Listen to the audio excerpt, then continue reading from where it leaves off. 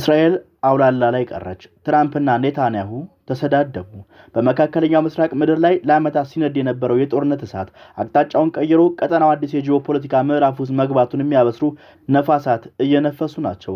ዶናልድ ትራምፕ ወደ ስልጣን ሲመጡ የነበራቸው ትምክህትና ከፍተኛ ጫና የመፍጠር ስትራቴጂ ሙሉ በሙሉ ባከሸፈ መልኩ ዋሽንግተን ከቴሄራን ጋር በስተጀርባ ስምምነት ላይ ለመድረስ መገደዷ የዓለምን የፖለቲካ መድረክ እያነጋገረ ይገኛል። ትራምፕ ኢራንን በቁጥጥር ስር ለማዋል የኒውክሌር ፕሮግራሟን ሙሉ በሙሉ ለማስቆምና የቀጠናውን ተጽዕኖዋን ለመክታት አለመው የተነሱ ቢሆንም በመጨረሻ ግን ያሰቡትን አንዱንም ግብ ሳያሳኩ ጦርነቱን በሽንፈት ለመወጣት መገደዳቸውን ዲፕሎማሲያዊ ምንጮች እየጠቆሙ ነው። ኢራን በአንጻሩ ለአሜሪካ እጅ አልሰጥም በማለት የያዘችውን ጽኑ አቋም ሳታላላ የዩራኒየም ክምችቷን የኒውክሌር ቴክኖሎጂዋን ሳታስረክብ ሉዓላዊነቷን አስከብራ በመውጣት የክልሉ ብቸኛና የማይደፈር አለቃ መሆኗን በተግባር አረጋግጣለች። ይህ በእንዲህ እንዳለ የዋሽንግተንና የቴህራን ሚስጥራዊ የተናጠል ስምምነት በቴል አቪቭ ሰማይ ስር ታላቅ የመርዶና የክህደት ድንጋጤን ፈጥሯል። ለአሜሪካ ታማኝ አጋር በመሆን ጋዛን እንደ ፍርስራሽ አቧራነት የቀየረችው ራፋህን አመድ አድርጋ በደም ጎርፍ ውስጥ ስታዋኝ የከረመችው እስራኤል ዛሬ በትራምፕ አስተዳደር ታላቅና ታሪካዊ ክህደት እንደደረሰባት እየተሰማ ነው። አሜሪካ ጥቅሟን ብቻ ስልታ ከኢራን ጋር የ60 ቀናት የተኩስ አቁም ስምምነትን የውጥረት ማቅለያ ስምምነትን ማድረሷ እስራኤል በብቸኝነት አደጋ ውስጥ ጥሏታል። በተለይም አሜሪካ በስምምነቱ መሰረት ለቴህራን ልትለቅ ያሰበችውን እስከ $300 ቢሊዮን የሚገመት የታገደ የገንዘብ ክምችት ዋሽንግተን በኢራን ፊት የተንበረከከችበትን ሽንፈቷን በይፋ ያመነችበት ትልቅ ማረጋገጫ ተደርጎም እየተወሰደ ይገኛል። ይህ የተለቀቀ ገንዘብ የዓለምን የነዳጅ ገበያ በማረጋጋት ረገድ ለአሜሪካና ለአጋሮቿ ጊዜያዊ እፎይታ ቢሰጥም ቴህራን የኢኮኖሚ ጡንቻ ግን በእጅጉ እንደሚያፈረጥመው ይታመናል። በሌላ በኩል የስምምነት ቢደረግም የጦርነቱ መነሻ የሆነው የኒውክሌር ይዞታ ጥያቄ አሁንም ምላሽ አላገኘም። ኢራን የገነባችውንና ያበለጸገችው የኒውክሌር ዩራኒየም ለአሜሪካ አሳልፋ ሳትሰጥ ጦርነቱ ፍጹም ፍጻሜ እንደማያገኝ የቴህራን የደህንነት ባለሙያዎች ባለስልጣናት በቁርጠኝነት እየገለጹ ይገኛሉ።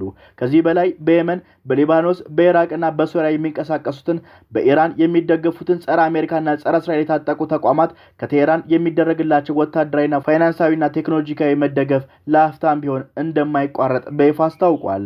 ይህ የኢራን የማይበገር ፖለቲካ እስራኤልን ተከትላ አምና ወደ ጦርነት አዙሪት ውስጥ የገባችው ዋሽንግተንን መውጫ መንገድ አሳጥቷት ከርሟል።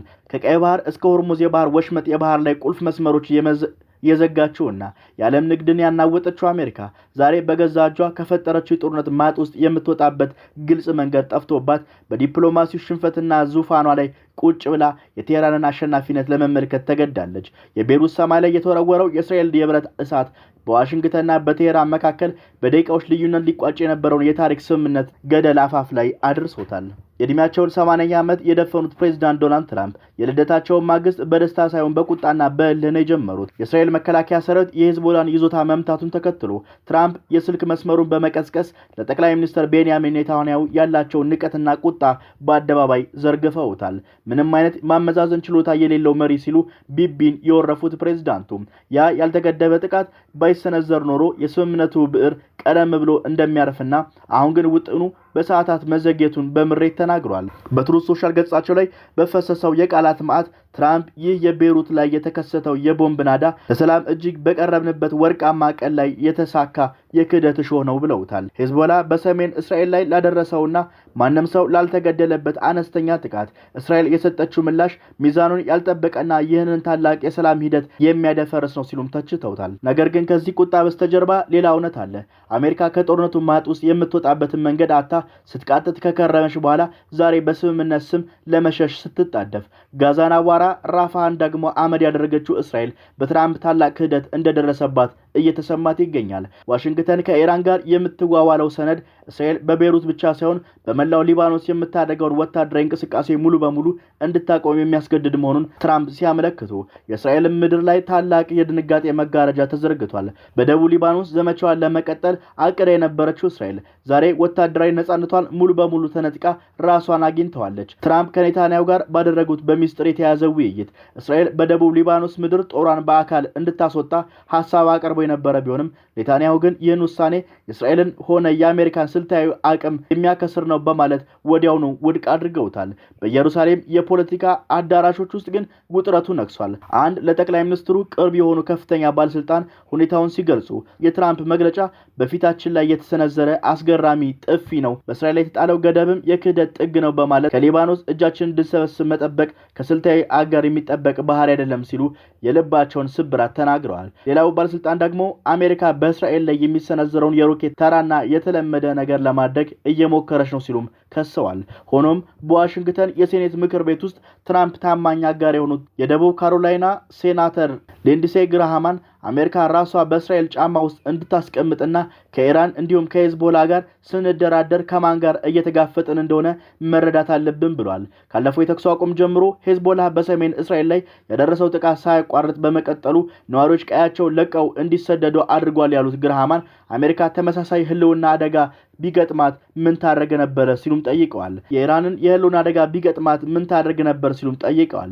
የኢራንን የኒውክሌር ምኞት የሚያስቆም ዲፕሎማሲያዊ መፍትሄ ቢመኝም ከጀርባ ያለው የቀጠናው የሽብር አውታር መረሳት ግን ታላቅ ስህተት እንደሆነ ማስገንዝበዋል። በዋሽንግተን ያሉ ዲፕሎማቶች ግን ሌላ ጨዋታ ውስጥ ነበሩ። እስራኤል ከኢራን ጋር ያለውን ውጥረት እንዳታባብስና ቴህራን ምላሽ ብትሰነዝር እንኳን ስምምነቱ አደጋ ላይ የሚጥል አጸፋ እንዳትመልስ ከፍተኛ ጫና ሲያደርጉ ውለዋል።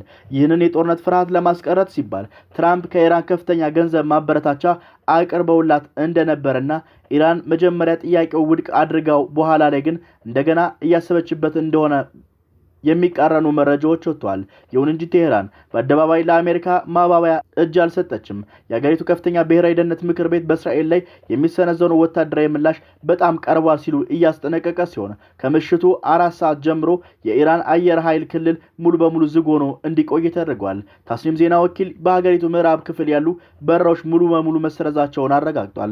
ይህ ሁሉ ሲሆን ግን ኢራን የኒውክሌር ዩራኒየሟን ለአሜሪካ ሳታስረክብና ሳትሰጥ ጦርነቱ ማክተሙ ኢራን አሸነፈች የሚል የድል ድምጽ በቀጠናው እንዲያስተጋባ አድርጓል።